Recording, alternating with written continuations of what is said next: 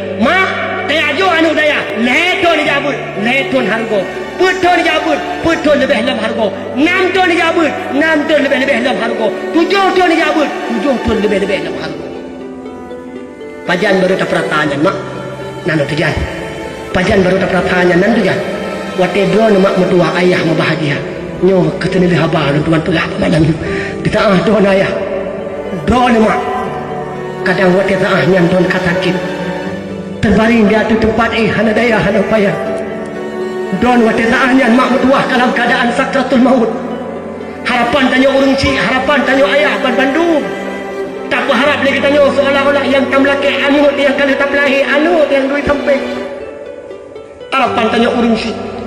sebagaimana tanya tak apa tak sayang tak gemasihkan wate anut sakit jamun tak gutu bak sabah jamu tayo tak let demikan bak sabah pijit tak minta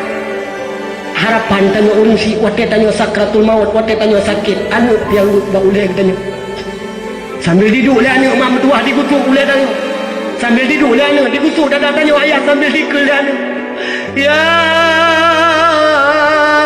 Yasin wal Qur'anil Hakim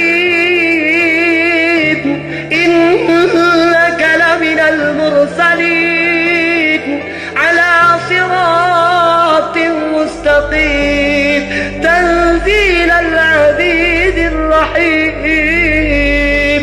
digutuk mak pada dada tanya digutuk ayah pada dada kita nyo lian seraya dikul lian ya Allah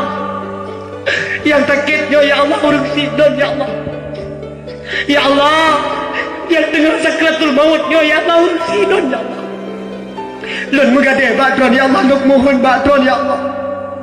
nepupu ya Allah sakratul maut urung sidon ya Allah ya Allah urung sidon ya Allah memang urung ahli maksiat ya Allah urung silong lah lebak minta rezeki sehingga tinggal sembayang ya Allah urung silong tinggal puasa wak jagalon ya Allah urang nyolon mengade lon mohon batron ya Allah nepa ampun ya Allah bila dosa urung silong nepa mudah ya Allah sakratul maut urung silong ni anak mak mertua digusuk demi digusuk dia tanya ayah di saah nyawang kabat darah di saah nyawang kabat tenggorokan bagah-bagah mak dia anak di sana mak punya ketanya la ilaha illallah la ilaha illallah mak ayah